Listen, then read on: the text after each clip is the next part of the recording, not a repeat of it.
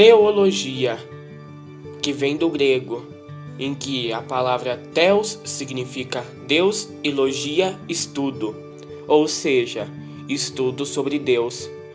Teologia é a ciência que implica estudar a respeito da pessoa de Deus diretamente, respondendo perguntas como quem ele é, o que ele faz, qual a sua relação com o homem, entre outras. O profissional é o teólogo. A sua responsabilidade está em aplicar os conceitos bíblicos, ou seja, a cosmovisão cristã, da maneira correta na área onde ele atua. O teólogo pode atuar como capelão nas Forças Armadas ou capelão no aconselhamento espiritual, em ONGs, comunidades. Pode ser professor no ensino fundamental ou no médio de ética e religião, ou professor em faculdades. Pode atuar em certas áreas de pesquisa de acordo com a sua formação e também trabalhar na área editorial, escrevendo um livro ou corrigindo um livro. A mais famosa é a área ministerial, que pode ser pastoral, evangelista, missionário ou outro. Fique agora com a entrevista feita com a coordenadora do Instituto Teológico Quadrangular, pastora na Igreja do Evangelho Quadrangular e professora no Colégio do Mackenzie de Biologia, Cristina Velame.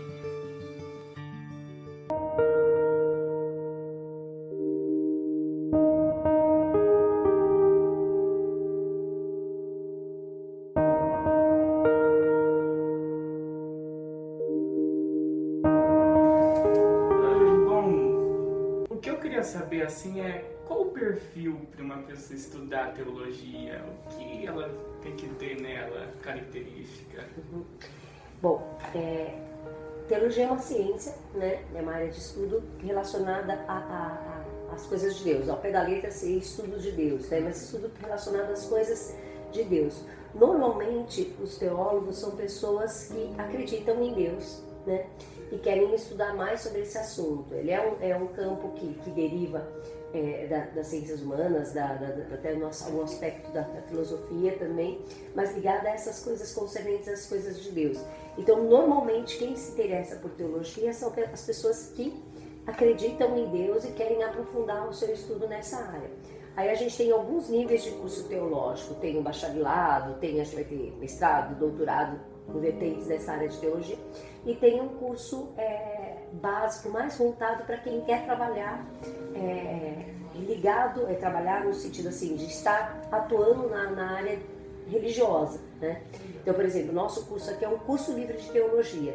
Então, o objetivo é treinar pessoas no estudo bíblico e teológico para que elas possam estar aptas para fazer os trabalhos dentro da atuação da igreja cristã evangélica. Legal. E, assim, em quais faculdades eu posso encontrar o curso e qual a média de mensalidade, mais ou menos? Então, a gente tem alguns cursos à distância de teologia, e aí os valores são variados, mas geralmente são valores mais acessíveis, né? Volta de, sei lá, 200, 300 reais uma mensalidade. E tem os cursos presenciais, que também às vezes estão nessa área, pensando em bacharelado em teologia, né? E tem os cursos mais renomados na área de teologia, como o curso, o bacharelado em teologia da Universidade Mackenzie, da Faculdade Teológica Batista, que são cursos já tradicionais de teologia, cursos mais densos, né? Por exemplo, no caso da Universidade Mackenzie, eu acredito que seja por volta de uns 800 reais, mais ou menos, a mensalidade, né? Que perto dos outros cursos dessa mesma universidade, ele é o que tem uns valores menores, né? Agora, vai variar mesmo de acordo com a faculdade, né? Legal. Agora uma pergunta assim um pouco mais diferente, mas eu já ouvi essa resposta de outra pessoa, mas eu queria de um profissional mais. Teologia esfria crente? Não. A questão não é... Desculpa. Não seria o curso que esfria. É a pessoa eu acho que o grande problema é que às vezes a gente ouve falar sobre isso, é que a pessoa ela acaba tirando o foco das coisas de Deus, da pessoa de Deus, e colocando na ciência. Então, em vez dela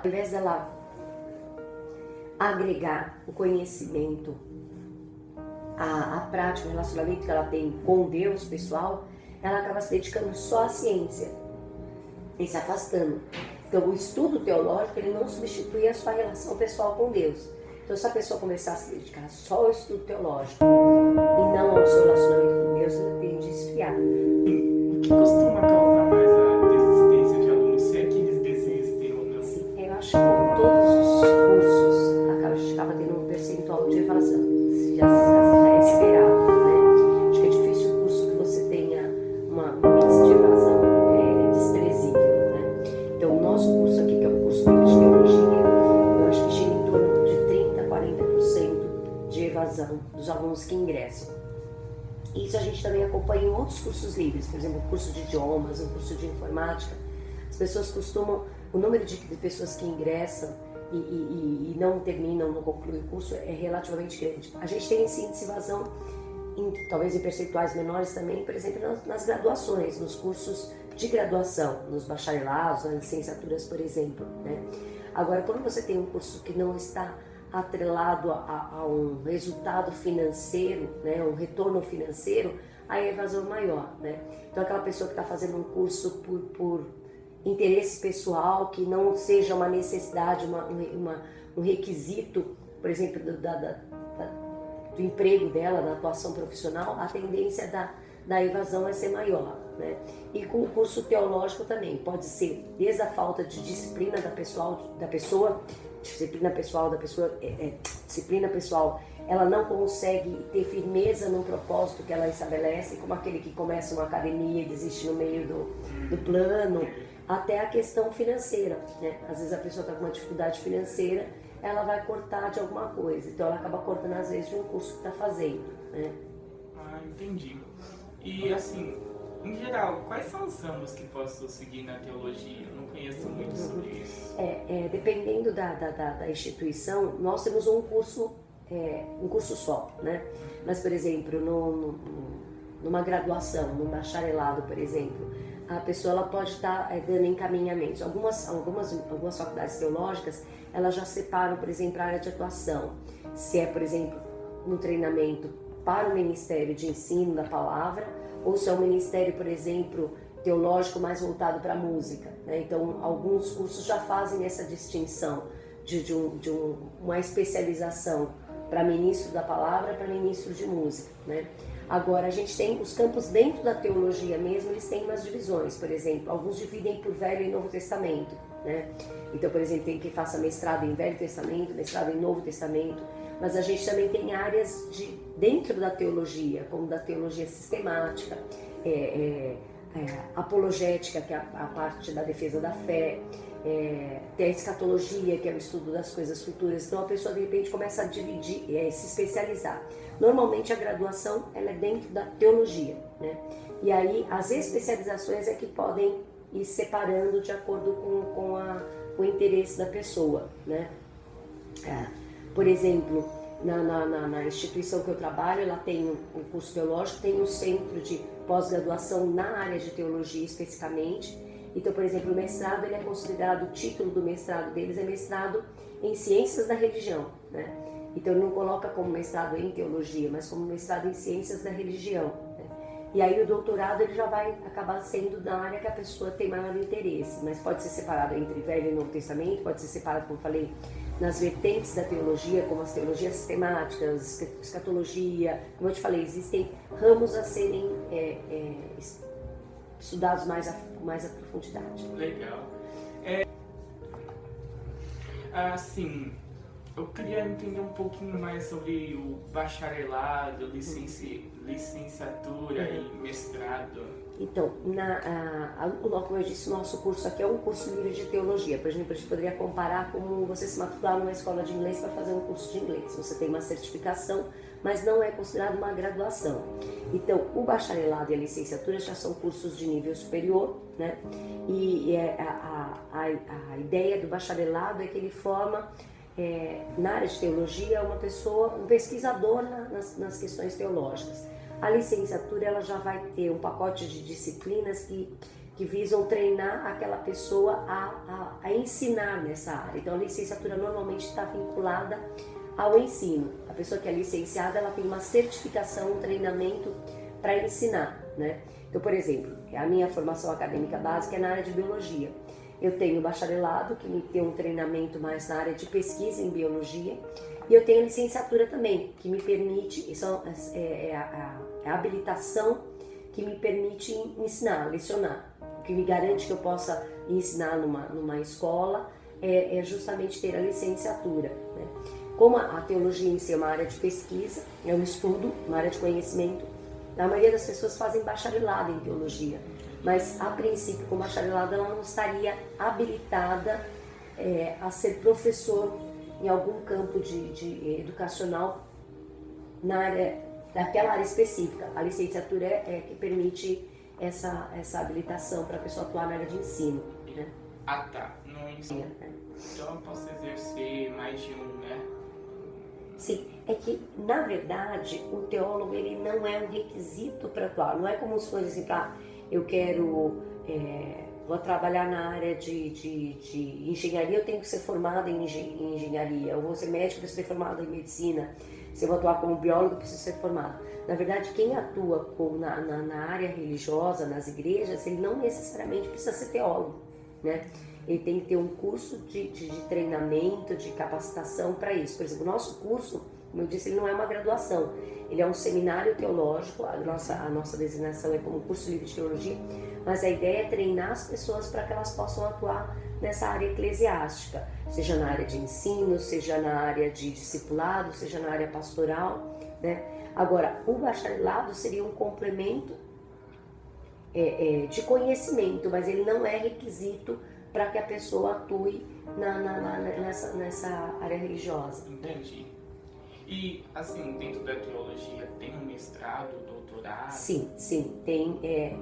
Nós temos algumas instituições aqui no Brasil que oferecem mestrado e doutorado, né, na área teológica. Eu desconheço um pós-doutoramento aqui no Brasil, mas pode ser até que exista. Eu que não conheço. Mas eu tive já contato, já tive aula com pessoas que são pós-doutoras, PhDs em teologia, mas fizeram esse pós-doutoramento fora do país, né?